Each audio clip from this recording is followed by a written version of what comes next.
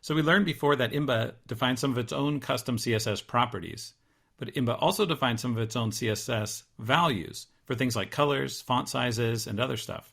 Now this gives us a nice built-in basic design system that we can use to make things look nice and keep them consistent. These custom values are heavily inspired by the Tailwind CSS project because they've done a really great job coming up with a good set of CSS primitives. So let's look at how it works. I'm going to set the background color here, and I want to use a named color. But all the named colors in regular CSS are so bright that they're mostly unusable for your real project. But Imba defines its own set of colors, which are used by typing the color name followed by a number. So if I put yellow 3, or yellow 2 is a lighter yellow, yellow 1 is a really light yellow, yellow 8 is a dark yellow, and so you can put any number from 0 to 8, and this works for red, green, blue, orange, yellow, pink, purple, and some other really nice ones like emerald, or rose, sky. And the grays are very nice as well. So you can say gray 5, let's do gray 3. And if you want a cool gray, you can type cool 3. And if you want an even cooler gray, you can type cooler. The same thing works for warm and warmer for a warmer tone of gray. So I'm going to use cool 1 for the background color here. And for the font color, I'm going to use gray 8, so dark gray.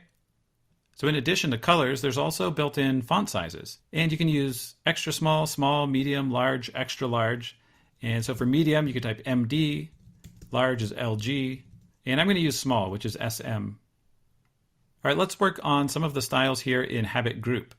I'm going to set this border radius instead of 5 to LG. So there's similar sizing that you can use for border radius properties, small, medium, large, etc.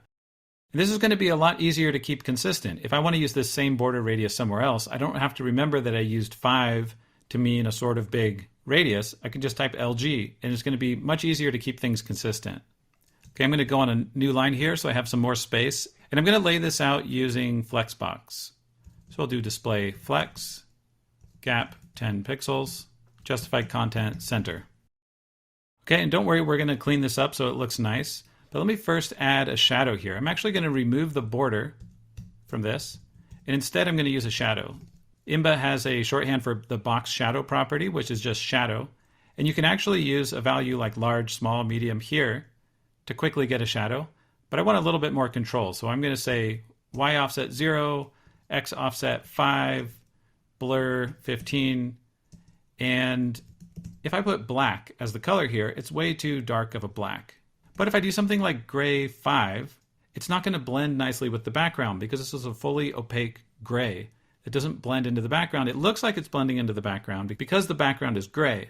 Now, if you want to see what I mean, go ahead and pause the video, set the background to something else, like try Emerald 4, and you'll see that it doesn't blend very nicely. So we want a color that has an opacity to it. You can do that by typing RGBA 000 for black and 0.2 for 20% opacity. This is the alpha value that corresponds to the A here, and that'll give you a semi-transparent black that looks nice, but it's kind of cumbersome to type this all out. With Imba's colors, you can type any of the Imba color names, including black and white, and then a slash, and then the amount of opacity you want. So this would be 50%, this would be 80%, and this would be 10%. So I'm going to try like 20%. I think that looks about right. But you can see it's much easier to type out a color with opacity in this format. Okay, our habits look really weird now, so let's go up to habit item and work on the styles there. I'll set the background color here to cooler 2. Font size, I'm going to use extra small. Radius, medium. Size, 70 pixels. Remember that sets the width and the height property. Color, I'll set cool 5. And I'm going to do font weight 500. Now I'm using Flexbox already to lay this out, but I want to set it to flex direction column. Imba has a shorthand value for this, so that instead of writing display flex and flex direction column, you can just write display vflex, and that's going to set display flex and flex direction column. The V is for vertical flex. Now these things aren't fully centered, so I need to also add justify content center. And Imba has yet another property that combines both of these, which is JA center. That'll set justify content and justify items. So now you can see everything is nicely centered. Okay, so this is looking pretty nice.